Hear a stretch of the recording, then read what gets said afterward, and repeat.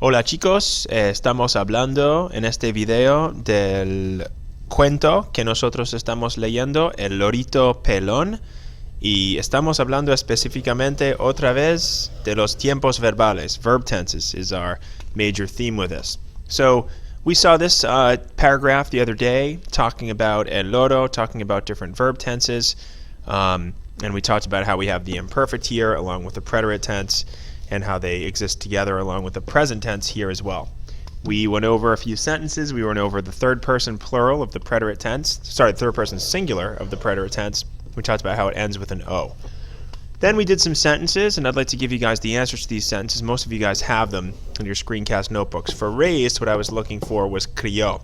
A lot of confusion here. This comes from the verb criar, which means to raise someone from a baby or from a child.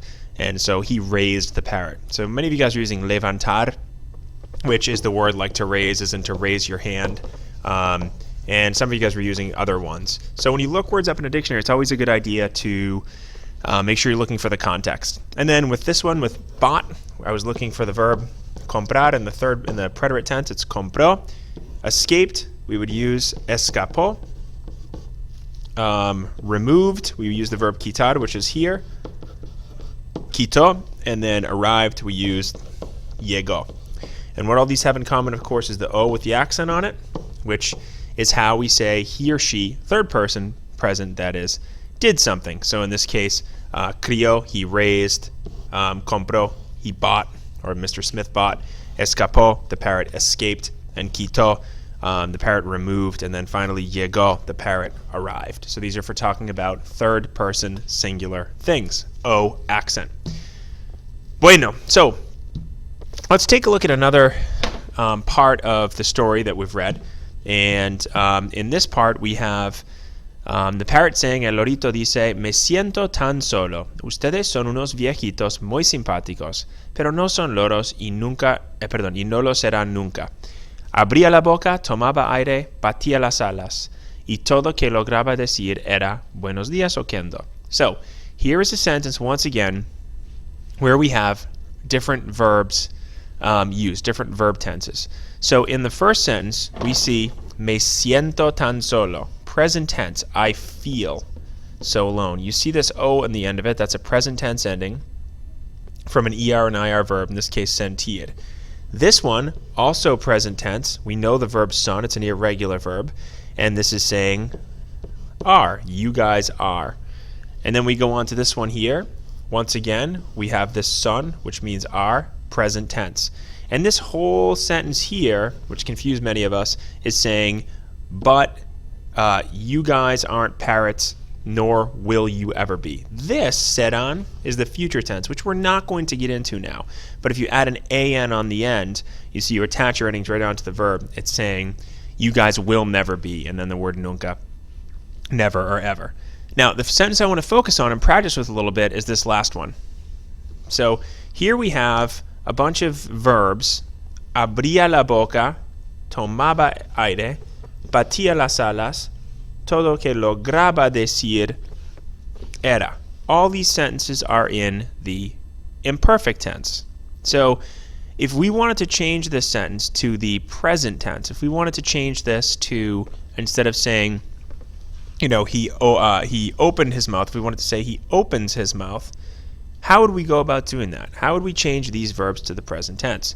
So our verbs are, if we go to another page, our verbs here are the verb abrir.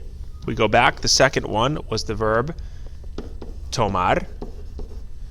The third one, oops, wrong page. The third one is the verb batir, which in this case means to flap. And the fourth one was the verb lograr, which means to achieve or to gain or to accomplish. And then the final one, the verb was ser. So these verbs, some of them are regular, some of them irregular.